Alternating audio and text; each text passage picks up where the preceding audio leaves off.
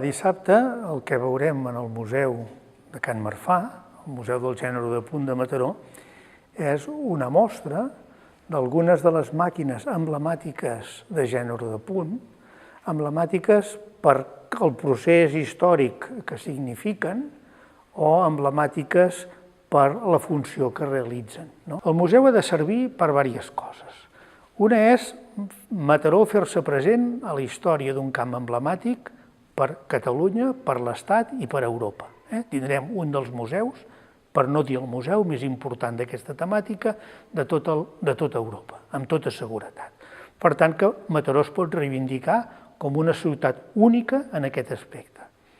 També, més potser a nivell nacional, podem trobar una part de la història industrial del nostre país, a partir del gènere de punt.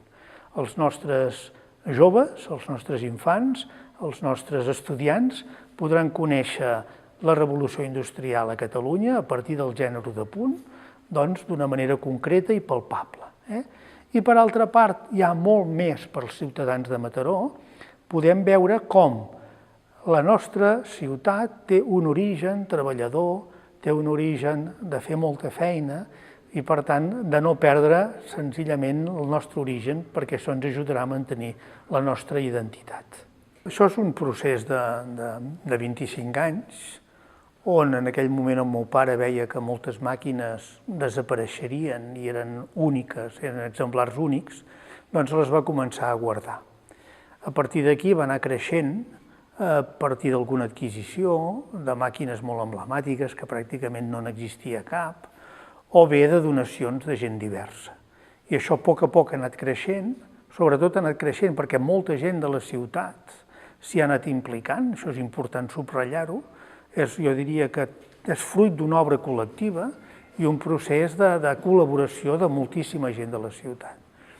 I a poc hem arribat a tenir la col·lecció de maquinària i de peces de punt, de gènere de punt, més important de la península, segur, i jo diria que d'Europa també.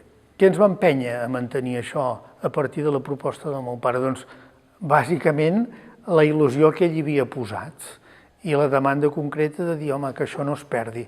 Penseu que hi havia molta gent voluntària treballant-hi a darrere, restaurant-ho, que també hi havia posat moltíssima il·lusió. Penseu que cada dimarts a la tarda aquí es reunien gairebé 20 persones restaurant les màquines absolutament de manera voluntària i amb una il·lusió extraordinària, i això no podia tancar-se. I per altra part, que per Mataró sempre ens ha semblat molt important. L'objectiu i finalitat única de la Fundació era cedir tot aquest patrimoni a la ciutat, i simbòlicament serà el que farem dissabte, cedir tot aquest patrimoni a la ciutat perquè sigui el seu govern, l'Ajuntament, qui se'n faci càrrec a partir d'ara.